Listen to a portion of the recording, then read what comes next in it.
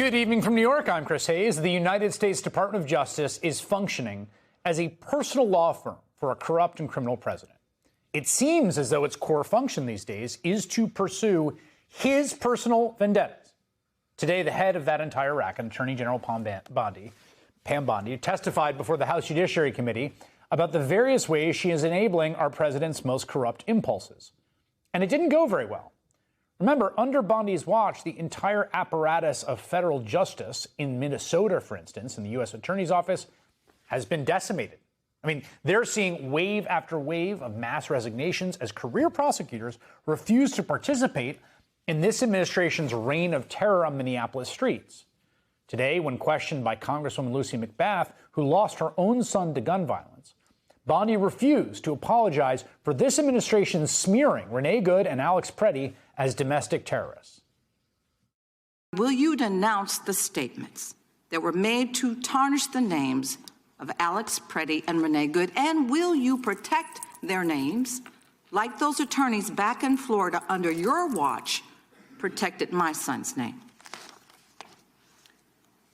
What I will say is we are looking at everything to shed light on what happened that day, and it is an ongoing and active investigation. Both of those cases, and I assure you they will be investigated. Now, that was probably the most modulated and calm she was in the entire hearing when speaking to a Democratic member, but you'll note it was not an apology. And part of the reason why some career DOJ officials have resigned instead of working under Bondi's leadership. Things have gotten so dire, in fact, that Bondi's last chief of staff was just openly soliciting applications for the DOJ via Twitter DMs. Quote, if you're a lawyer, are interested in being an AUSA and support President Trump and anti-crime agenda, DM me. And Jeanine Pirro, the former Fox host turned U.S. attorney for D.C., had to return to her old stomping grounds to beg for qualified applicants. Judge, I've been hearing from my sources at the DOJ that there is a very, very big problem with staffing. Assistant attorney generals on down saying, we have great plans, we're doing great things, but we're down like 2/3 staff. Yeah, What's going on? 90 prosecutors. Why is that happening? 60 investigators Why? and paralegals. Because nobody cared. I'm telling you right now, nobody cared enough to make sure that office was running. I'm going to have that office running. If you want a job in the nation's capital, in the premier office, the largest U.S. attorney's office, contact me at Jeanine.Pirro at USDOJ. Are you talking USDOJ.gov. Be crystal clear about this. If you're not a lawyer or not in, a legal milieu, these are the most sought after jobs. Working with the Department of Justice in the civil service, being a line attorney at a AUSA, people love these jobs. They kill for these jobs. They die for these jobs. And they're walking around with a sandwich board. Come work for us. We need people. Things are not faring much better in Pirro's office, the one that she said is down so many prosecutors. Time and time again, she has tried and failed to pursue this president's openly vindictive agenda. Just yesterday, we learned that Pirro's office got completely shut down by a federal grand jury, which refused to hand down any indictments against 6 Democratic lawmakers that this administration is targeting for obviously protected free speech. What's more, one of the prosecutors on the case, also an active dance photographer, which is cool, who used to work for Pirro as a local prosecutor and has no previous DOJ experience, meaning no one in the office would take this case.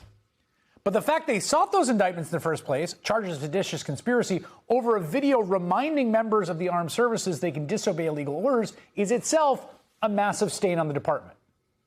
Arguably the biggest story of Bondi's tenure as Attorney General so far is, of course, her handling of the Epstein files. Remember, she was key in all this. It was Bondi who was going around Fox News telling everyone she had the files on her desk last year. She was looking them over, and all the big names are going to come out. Just you wait. And then it was her DOJ that, after she made those big promises, did this very sudden about face with a 1.5-page memo and said, you know what, we looked it over. There's really nothing to see here. So that's it.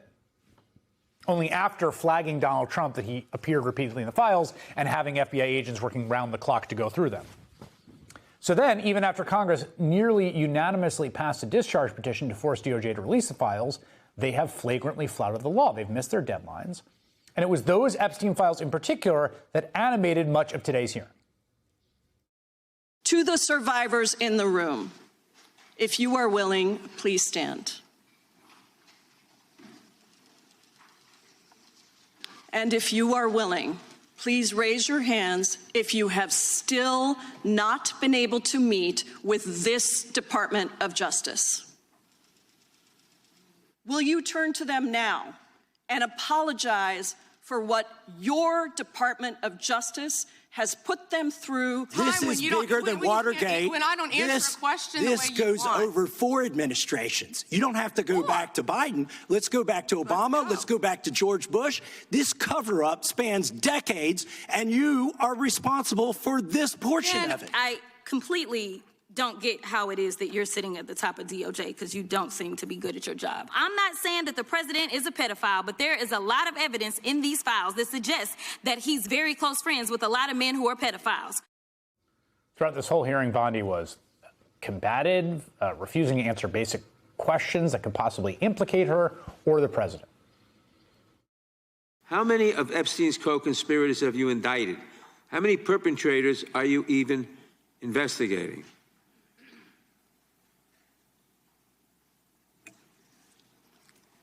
First, you showed it. I find it. How many have you indicted? Excuse me. I'm going to answer the question. Answer my question. No, I'm going to answer the question the way I want to answer the question. No, Your you're going to answer the theatrics are question the ridiculous. way I asked it. You can let her filibuster all day long, but not on our watch. Reclaim not it? on our time. No way. Reclaim And I it? told you about that, Attorney General, before you started. You don't tell me. Yeah, I anything, did tell you because we washed saw up what you did in the loser Senate. Law. You're not even a lawyer. I'm going to teach you the rules again. You're the Attorney General of the United States. We have rules here. You're obsessed with him. You're the Attorney General of the United States. With And the rules. obsessed with Donald Trump. You No. have Trump derangement syndrome. He didn't even know in your tiny little district who he Mr. Chairman, was. she's embarrassing you. He's about to be This is your committee, and she is embarrassing Shame you. on you. Bondi appeared to have a cheat sheet of opposition research on Democratic committee members, and she was like constantly, almost embarrassingly, just constantly like looking it over and trying to make sure that she got her little zingers out. It was something that Congressman Jared Moskowitz of Florida called her out on. So because I'm curious, and I'd like to see, flip to the Jared Moskowitz section of the binder. I'm interested to see what staff provided on the oppo on me, and because we're in the Olympics, I'm going to give it a grade. I just want to see how good it is. So give me your best one. So first of all, nothing is funny about mocking the Bible and holding up a Trump Bible. That's what you did. You made a joke, and I find offense to that. That's all I have to say. I want it from the burn book. Shame. I want it from the burn book. Which is the best one? What you got? The most humiliating moment was probably when Bondi tried to deflect from a question about Donald Trump's friend, child sex trafficker Jeffrey Epstein, by talking about the stock market. This administration released over 3 million pages of documents, over 3 million, and Donald Trump signed that law to release all of those documents. He is the most transparent president in the nation's history.